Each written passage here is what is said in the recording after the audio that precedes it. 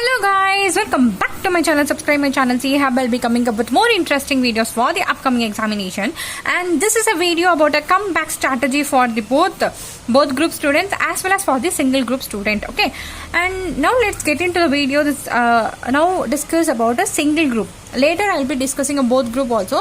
If you are both group students, just skip the video and watch the both group strategy. Okay, now let's start with the single group strategy.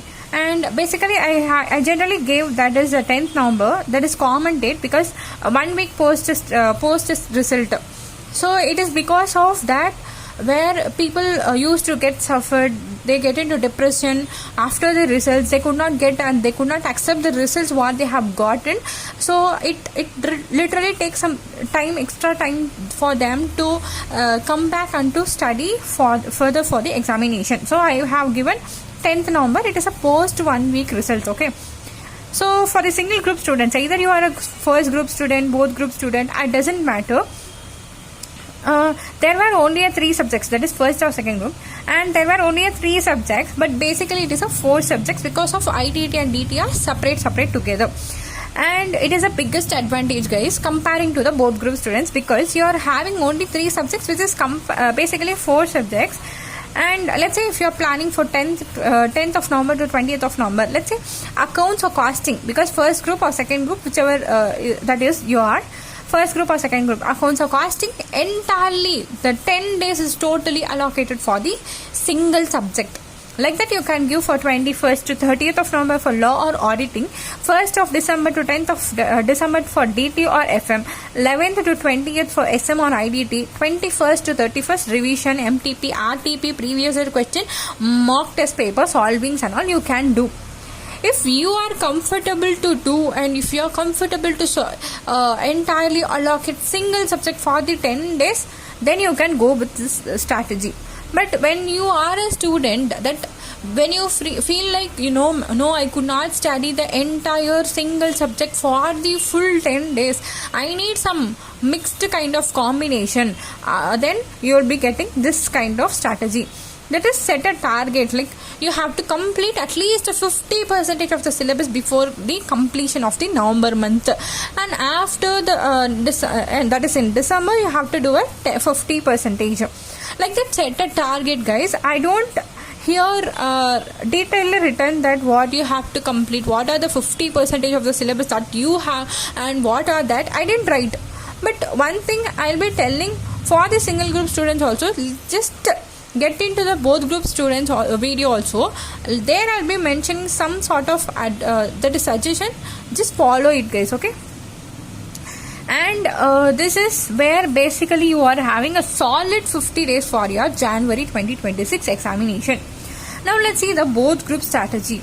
This is a weightage, that is for the both group student. The disadvantages, they are having a 6 subjects, but it's a 8 different papers. Okay, so complete, set a target, like you have to complete the 50% completion before the November month, that is weightage chapter. Let's say this is the thing that I was telling for the single group student, how you can manage this by doing, like, for some students, they feel like AS 13, 10 in income tax, PGBP, capital gains, consolidation, other laws, ratios, marginal costing, standards of auditing, CARO. They feel like these are the subjects, these are the topics they feel like that was too much hard for them, and that takes extra time for them to complete the syllabus. So let's say these are the topics that I have given you in an example. Okay, so set a target that let's take up in accounts. In accounts, if you feel like AS 13, 10, consolidation, these are the toughest thing where I haven't touched anything yet in before my attempts or before my revision period. Now I wanted to start. Just start and complete in the November itself, guys. Whatever the new thing that you are going to study, complete in November itself. And in December, what you have to do is, whatever the revision that you have done in the previous days, that is up to what you have known, that is actually like, let's say PGBP is a 100% chapter, and in that if you feel like that 75% I was able to handle the PGBP chapter, but only 25% is sort of that is sort of pending that I have, and I want practice so that it will be completed. So if you have that kind of topics, then take that topics in the December month, because 75% out of the PGBP chapter is already done. So there is no need to worry about that, because only 25% is pending, that you can even manage in December month. But in November month, what you have to do is you have to take up a chapter which you haven't touched yet anything in the previous days, that you have to complete. For the people, generally I will tell you guys, for the CA intermediate student, what they basically feel is PGBP chapter, and especially capital gains after amendments, they feel like that is so hard for them to complete. Literally takes like 5-6 days to complete the topics. Then if you know that you are capable of doing this chapter only if you allocate that 6 to 7 days minimum, then complete those chapter in the November month itself, so that it will be comfortable for you to study and prepare along with the all other subjects. Okay. And also, that is a thing that I was telling you, small chapters in December, that is a balance 50%, whatever the syllabus that you had with respect to both the groups, you can do it in the later month also. And take up a mixed combination, guys. For both the group students, I feel like personally suggesting go up with a combination of subjects, that is either to take that is to take a practical subject, also a theoretical subject in a single day. Not like entire day for practical subject and entire day for theoretical subject. No, because if you study in a combination, so you will be comfortable.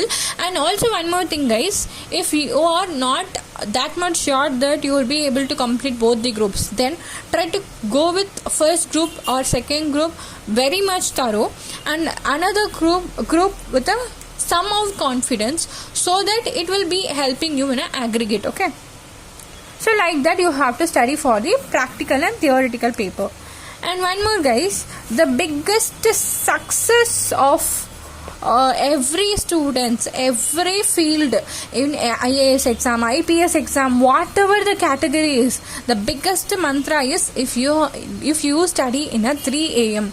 like 3 o'clock, 4 o'clock, 3:30. If you study like that in the early morning, wake up and study. That was like, every of the world is totally silent and you are struggling for your dream to achieve, and that was the biggest mantra or a biggest step towards your success.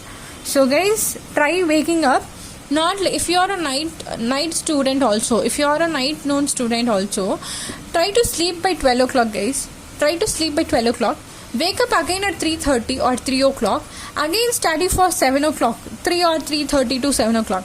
Then again sleep like 7:30 or 7:30 to 10. Sleep, guys. Nicely sleep. Tell your parents also that I wanted to sleep. I because I had studied in the 3:30 to 7 o'clock. I need some rest. That kind of inform them. They don't be disturbing you. Just wake up at 3 or 3 o'clock something. Then study till 7 o'clock. That's more or less enough. Putting up those 4 hours of hard work is equal to 6 or 8 hours of hard work in the daytime. That is between 10 to night 8 o'clock. Okay. So that is the biggest success mantra I would recommend you to follow for the upcoming examinations as well. And also, guys, let me know in the comment section which chapter or which kind of paper that you're feeling so hard to complete and to that is to achieve in the examination. Just let me know. I will try to bring up a solution for the toughest paper whichever you are feeling for. Okay. So once again, subscribe my channel, guys. I'll be coming up with more interesting videos, and thanks for watching the video. Bye, guys.